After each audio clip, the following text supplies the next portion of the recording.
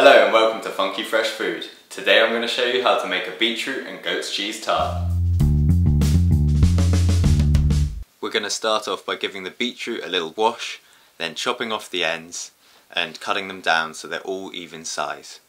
We're then going to put them in an oven-proof dish, put about 1 centimetre of water in the bottom of it, cover it with tin foil and pop it in the oven for about 2 hours.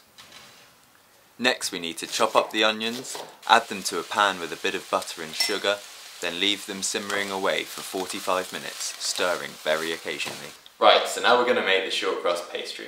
We're going to start that off by sifting the flour into a bowl, and then we'll rub in the cold hard butter until we get a breadcrumb-like texture. Next we'll add a couple of tablespoons of water and knead it roughly together until we get a dough. We'll then wrap this up in cling film and pop it in the fridge to chill. I'm just going to chop up a couple of cloves of garlic and a little bit of horseradish and add that to the onions after they've been sweating down for about 20-25 minutes. So once the beetroot's been in the oven for about 2 hours, we'll take it out and leave it to cool. After the pastry's been chilling in the fridge for about half an hour, it's time to roll it out.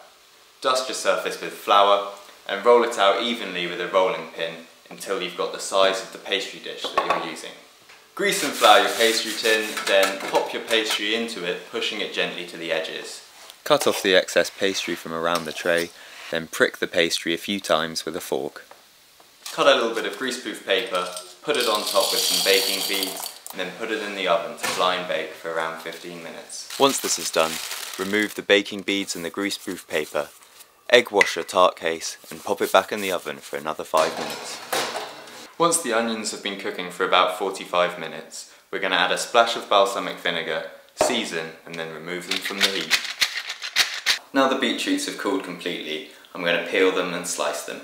I'm going to use a mandolin to slice mine really thinly, but if you don't have one, just use a knife. If you're using 2 different types of beetroot like me, the golden and the regular, then make sure you slice them into different bowls so the colours don't bleed, so we really get that colour distinction when layering up the pie. And remember, you can always wear gloves if you don't want to end up with hands like this. So once you've sliced the beetroot, you just have to slice up a couple of bits of goat's cheese, and then we're ready to assemble the pie.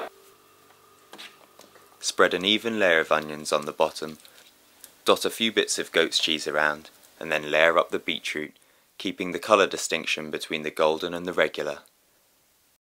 Then top the tart with a few rounds of goat's cheese. Now we've layered up the pie and trimmed off the excess bits of pastry, it's ready to go in the oven for about 10 minutes until the cheese has started to melt.